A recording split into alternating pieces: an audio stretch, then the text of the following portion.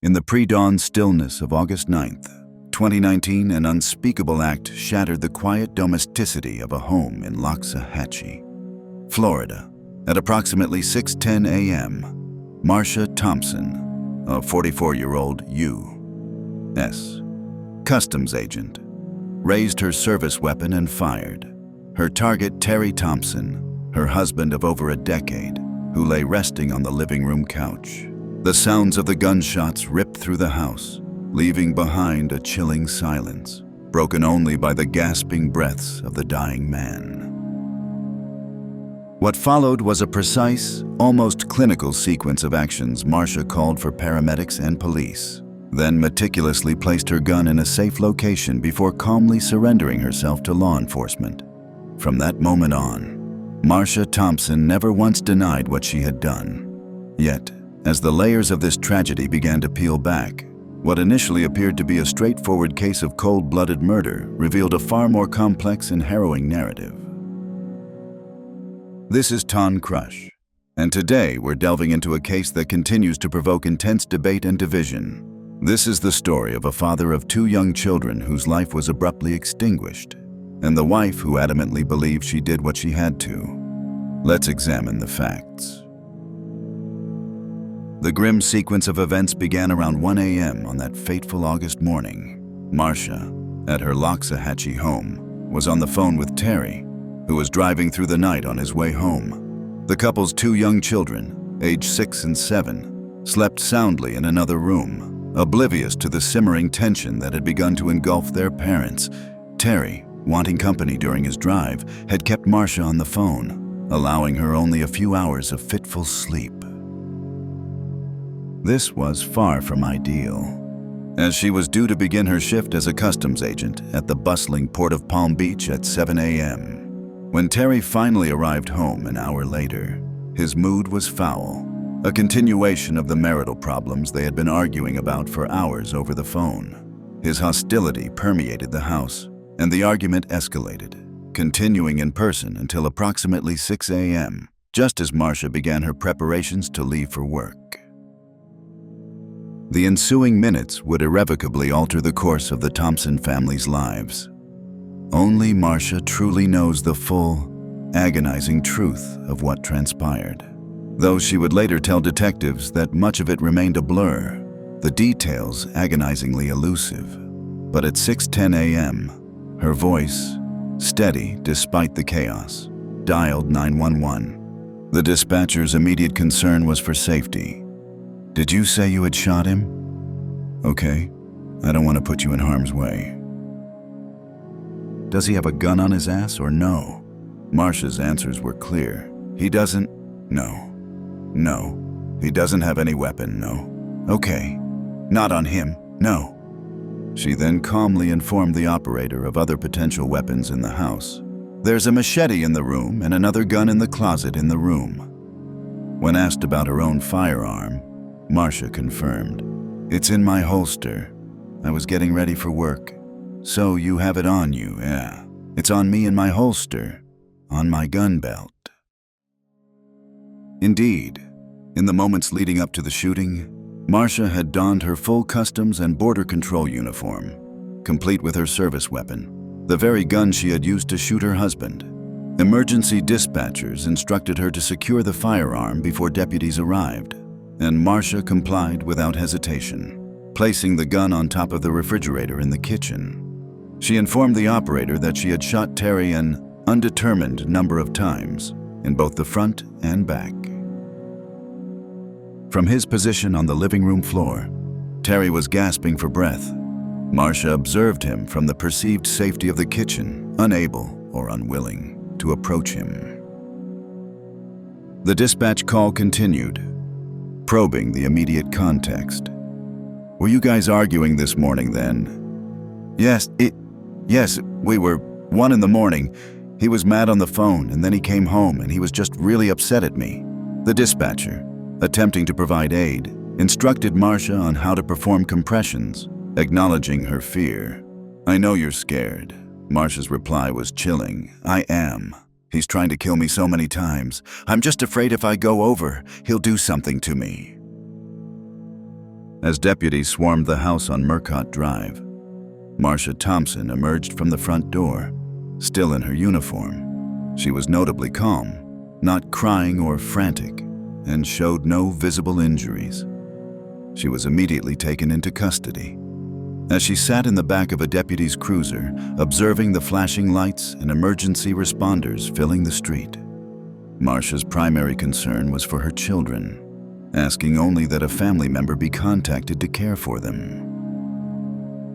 Neither child had directly witnessed the horrific events inside. However, the eldest had heard the gunshots. "She keeps asking me if Daddy got shot," Marcia relayed to a family member on the phone, adding, "So I just keep telling them that I don't know what's going on yet."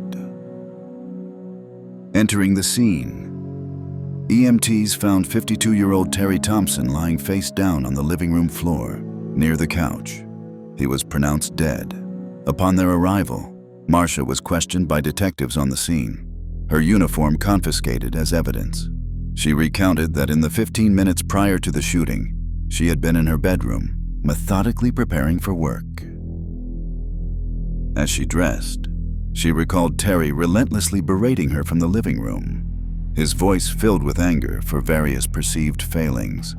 He declared she was not good enough. She explained to the detectives that her husband had been physically and verbally abusive for years. That morning, and indeed throughout the sleepless night, he had been threatening to kill her. When deputies questioned why she hadn't called 911 when these initial threats were made, Marcia claimed she was scared and believed her cell phone might have been in the living room. However, when deputies arrived, they noted that Marcia's cell phone was still clipped to her duty belt, the very phone she had used moments earlier to call 911. While Marcia sat in the cruiser, detectives and crime scene technicians meticulously processed the house, gathering evidence to verify or disprove her harrowing account. From his position on the living room floor, it was evident that Terry had fallen from an outstretched, reclining position on the couch. Beside him lay a blanket, a pillow, and a laptop. It appeared he had been lying on his back, in his underwear, with his feet propped up, covered by the blanket, his computer resting on his lap. Terry had been shot a total of 9 times. The first 2 bullets struck him in the chest. In that terrifying moment, he had instinctively raised his left arm, a desperate shield that effectively blocked a 3rd shot from also reaching his midsection. The gun was then fired 6 more times as Terry fell from the couch. Shockingly, not a single bullet missed its target, and crucially, all 6 of these final shots were delivered to Terry's back after he had already fallen to the floor. Deputies discovered 9 .40 caliber shell casings strewn along a wall. A bullet-resistant vest, still in its carrier, lay draped over the opposite end of the couch. Detectives searched the immediate vicinity around Terry's body, desperately seeking a weapon. They tossed cushions, moved furniture, and even speculated that a gun might be hidden underneath him. But that theory was definitively put to rest when Terry's body was finally moved, revealing that the only items he had fallen on were his cell phone and laptop. While law enforcement did locate other potential weapons in the house, a 2nd gun locked in a safe, a machete in the bedroom, and a golf club near the couch, none were within arm's reach of the 52-year-old Terry when he was killed. Marcia had claimed that earlier in the evening, during their argument, Terry had thrown a remote control at her. However, deputies found no such device out of place. Based on the cold facts of the scene, detectives swiftly concluded that Marcia's claim of self-defense was unfounded. She was arrested under suspicion of 1st-degree murder. Marcia Thompson had met her future husband, Terry, at the University of Florida in 2000 when she was 20 years old. Terry was 13 years her senior. In those early days, Marcia found him to be confident and undeniably charming. Their connection initially blossomed as a friendship, eventually evolving into a romantic relationship. Marcia, who had never had a serious boyfriend before Terry, navigated a long-distance relationship with him for several years as she trained as a customs officer, dedicating all her available free time to visiting him. In 2007, the couple became engaged. However, throughout this period, a darker side of Terry's personality began to emerge. His behavior grew increasingly controlling. He started to dictate what Marcia wore, where she worked, and even who she was allowed to see. Over the years, his complaints about his wife developed into a relentless theme. Marcia was simply not good enough. He would belittle her, calling her a poor mother, a bad wife, criticizing her hair and clothes, declaring she couldn't make him happy. Tragically, Terry's verbal abuse escalated into physical violence around the same time they became engaged. He accused Marcia of cheating on him and launched a violent attack. This initial incident came as a profound shock to Marcia at the time, though, heartbreakingly, such episodes would later become commonplace in their relationship. Each time, he would offer profuse apologies and make fervent promises never to act out again. And each time, Marcia, trapped in the cycle of abuse, would forgive him. Aside from brief respites during and immediately after her pregnancies, the violent episodes were a constant, brutal presence in her life. The couple married in August 2008. Just over 10 years later, Marcia killed him. Marcia was released on bond, fitted with an ankle monitor, and placed under house arrest. In the years that followed, Marcia's defense team repeatedly attempted to have the charges dropped, citing Florida's controversial stand-your-ground laws, but their efforts proved unsuccessful. They steadfastly maintained, however, that Marcia had been acting in self-defense.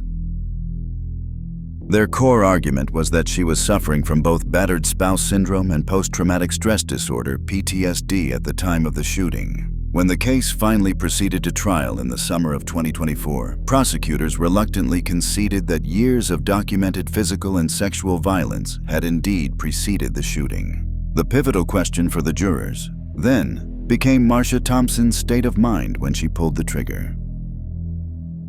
The prosecution vehemently argued that the crime scene itself meticulously proved premeditation. Furthermore, they contended that the very history of abuse, upon which the defense's case so heavily rested, was, in fact, an indicator that Marcia Thompson knew precisely what she was doing.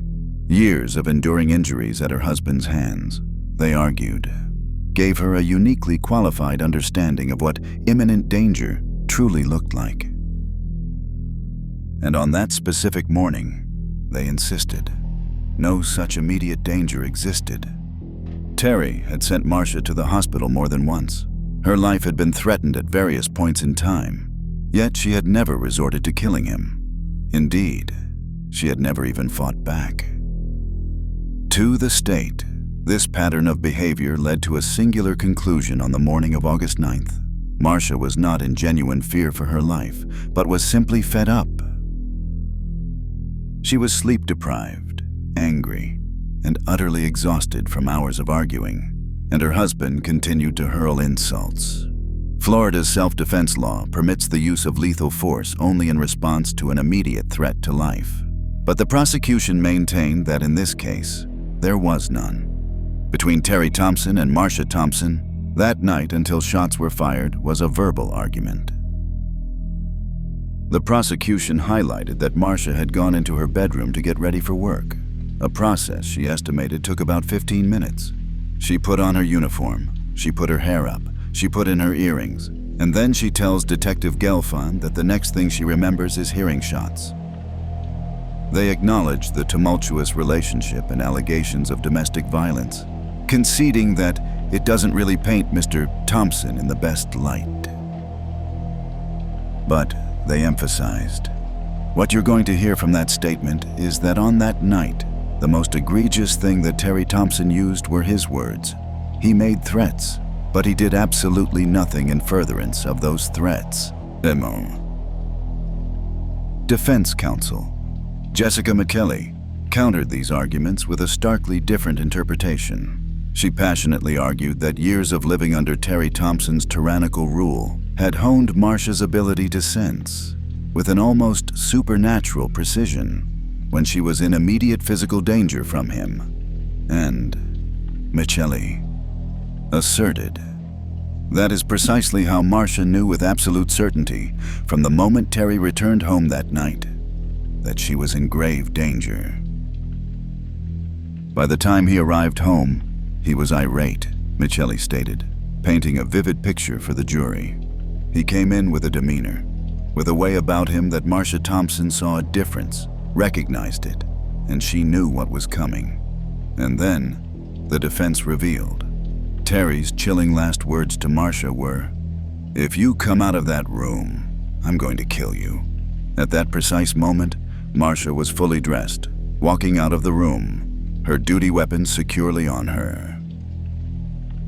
And in an act of self-defense, with an imminent danger of death or great bodily harm, Marcia Thompson shot Terry Thompson, Michele concluded.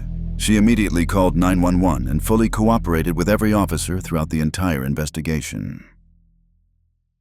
The state's star witness was Daniel Steelman, a crime scene reconstructionist from Baldwin County, Alabama. Steelman, called in by Palm Beach detectives for his expert analysis, testified that based on his meticulous examination of bloodstains, spatter, and ballistics, there was no physical evidence that Terry had even stood up before he was shot 9 times. He further asserted that there was no evidence of a weapon anywhere near Terry. Regarding the history of physical abuse, Steelman pointed out that there were no documented instances of such abuse in the immediate time period leading up to his death. This fact, the prosecution argued, was meant to demonstrate that no escalation had taken place before the shooting. It was business as usual in the Thompson household. Marcia had no physical injuries when deputies arrived on Murcott Drive. While the prosecution conceded that verbal assaults on Marcia had been nearly constant, they firmly maintained there was no evidence of an escalation. "You cannot kill your husband because he insults you," they declared. Jessica McKelly, the defense attorney, then called upon forensic psychologist Michael Brannon, whose testimony was pivotal. Dr. Brannon explained that a battered woman's experiences profoundly affect her perception of imminent danger. He diagnosed Marcia Thompson with PTSD and confirmed that she met the criteria for battered spouse syndrome. The doctor emphasized that it was unwise to place too much weight on whether Terry was actually armed at the precise moment of the shooting. What truly mattered, he argued, was whether Marcia believed he was. She testified that Terry kept a gun in the closet, a golf club in the living room, a machete by the bed, and knives hidden throughout the house, sometimes even between the couch cushions where he lay the morning he died. Marcia had every reason to believe he had access to one of these hidden knives that morning. In the period leading up to his death, Terry had begun to explicitly use these very weapons as part of his threats towards her. He had also reportedly stated, on more than one chilling occasion, that knives were so well hidden throughout the home that she would never be able to find them all. It seemed that despite Terry's routine accusations of his wife's infidelity, he was, in fact, the one frequently stepping out of the marriage. Outside of the jury's presence, Teresa Benton, a former girlfriend of Terry's, offered powerful testimony about her final encounter with him. The two had been arguing, and Terry was aggressively advancing towards her, prompting her to reach for a kitchen knife to defend herself. Having discovered he was married, Teresa had also dialed Marcia Thompson on her cell phone, connecting only to Marcia's voicemail.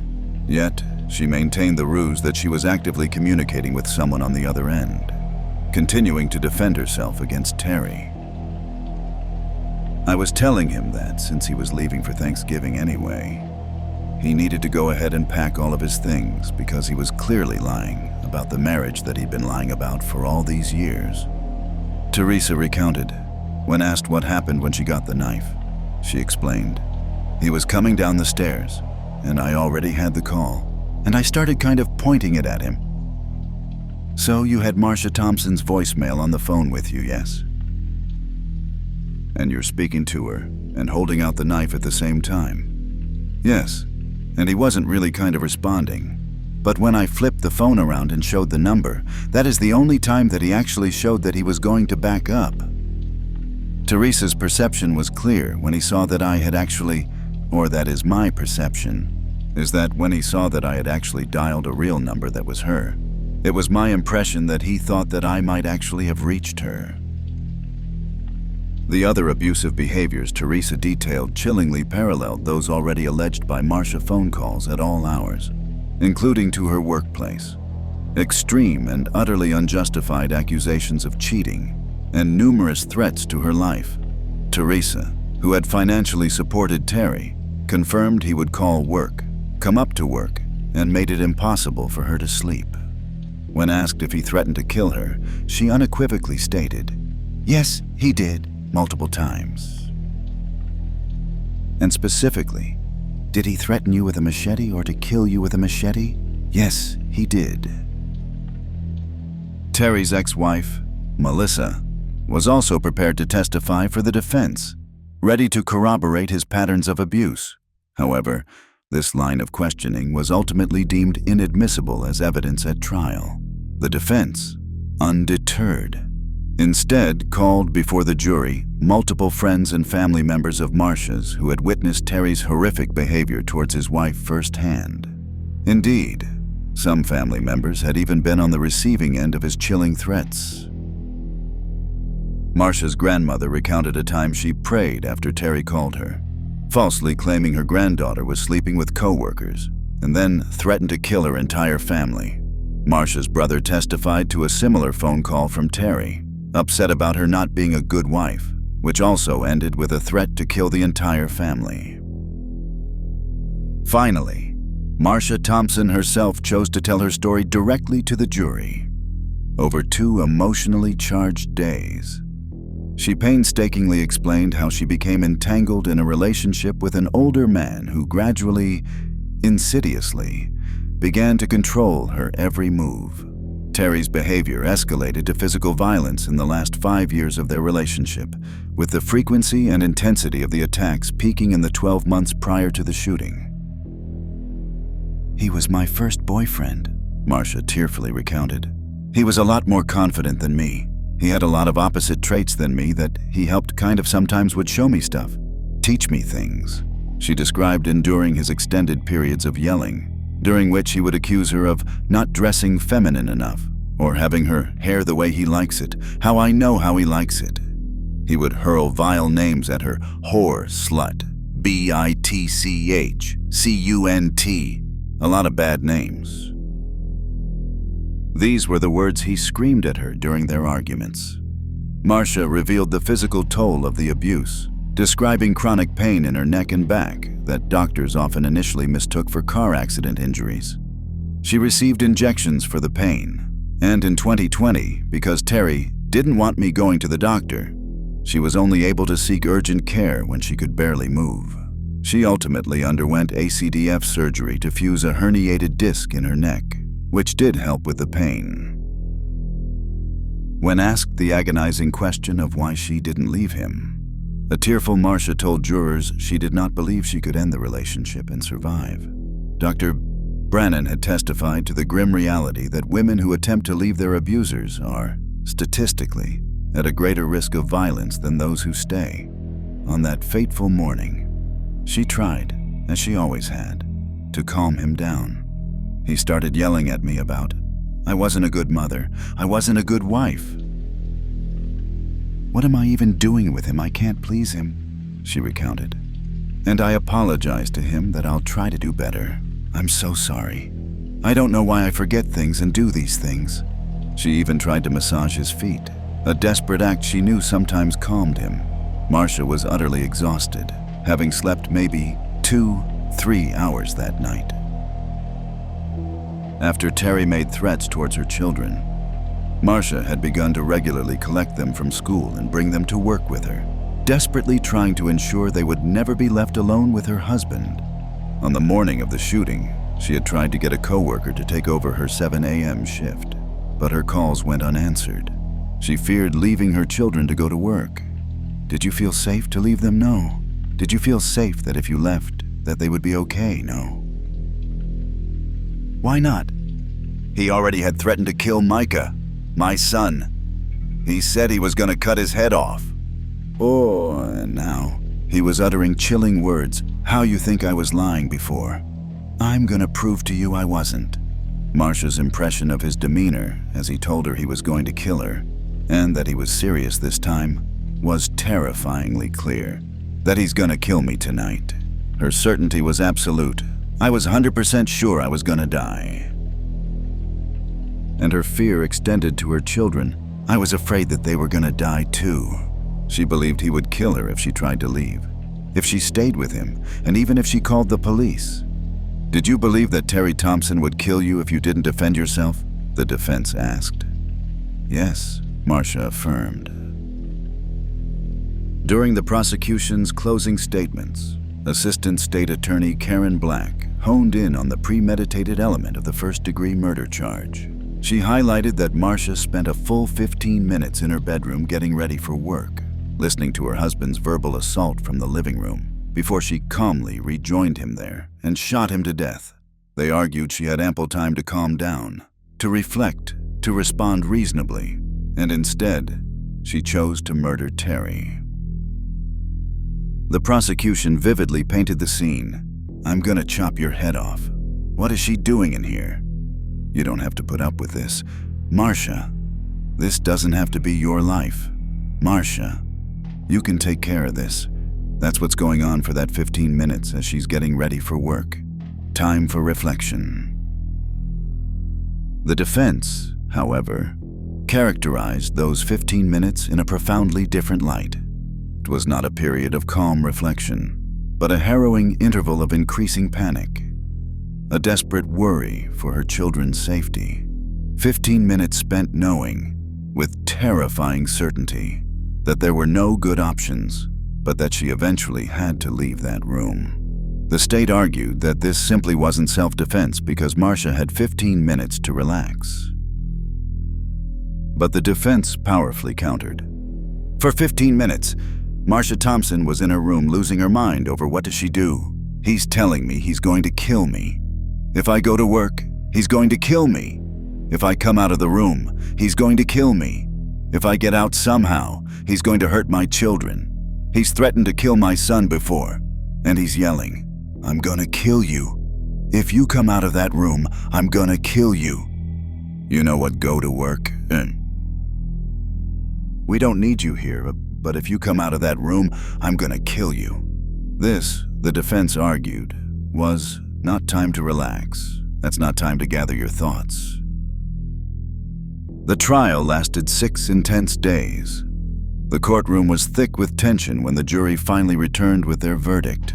The clerk read the decision from the Circuit Court of the 15th Judicial Circuit Criminal Division in Palm Beach County, Florida. State of Florida versus Marcia Thompson. Verdict, not guilty. An audible gasp, followed by shouts of disbelief. No, no, no, no, no, no, no, shit! Rippled through the courtroom from those who had expected a conviction.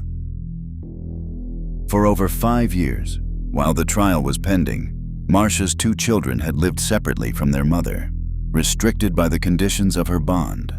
Prosecutors, notably, had never offered a plea deal in all those years.